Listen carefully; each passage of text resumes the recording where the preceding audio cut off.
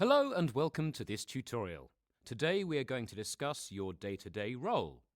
If you're in a secondary school, you might be assigned to a range of teachers. So you'll be working across classes and likely in different subjects, although sometimes you might be assigned to a subject group.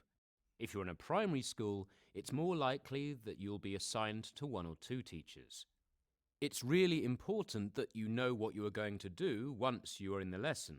But it's also really important to know what you have to prepare for that lesson in advance. For example, is there anything you need to bring in terms of equipment or work, or things for that student that is relevant to their need?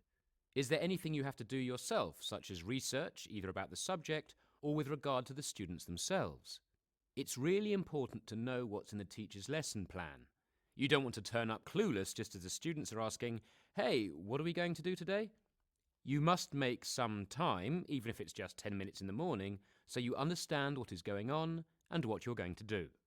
A lot of teachers plan in advance, and some well in advance. So from a scheme of work that the teacher has outlined, you should be able to ascertain the unit the students are on, and even before lesson plans are available, you should have an idea of what you'll be working on over the coming days and even weeks.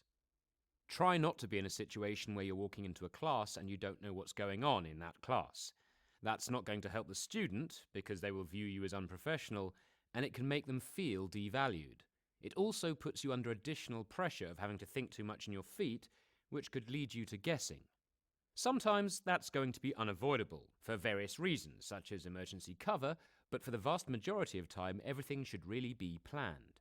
I would go further to say that everything should be planned within the class teams involving yourself. These teams include the teacher, the subject head, or the SENCO that you're working with. If your work is focused on a specific student, you need to know in advance everything that you are actually going to do and achieve with that student.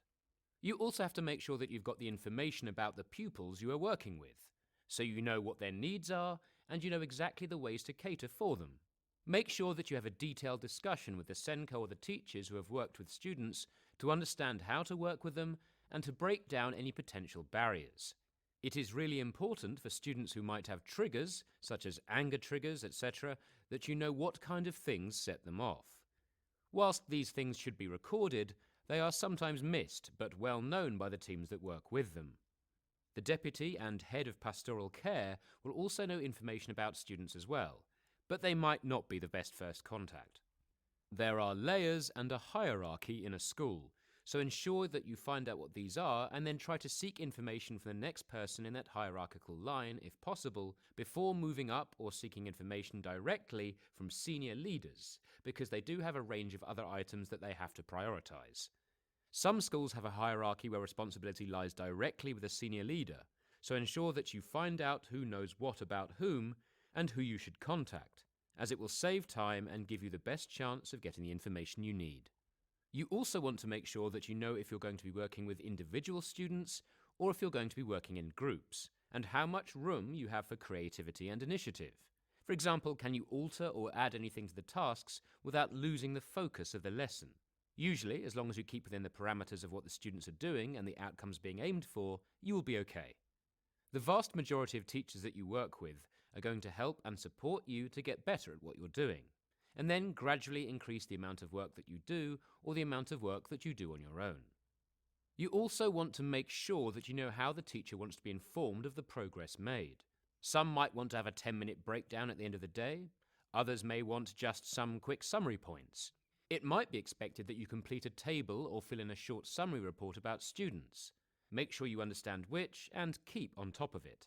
For good practice, keeping your own records is highly recommended, but make sure that they are in school systems and never at home. At the start of your career, it is important to build records and to try and understand exactly how we start to use quantitative and qualitative data, or data all to do with numbers and data all to do with words, to put it simply. When you have data, you can start assessing it and start using it to better inform future practice.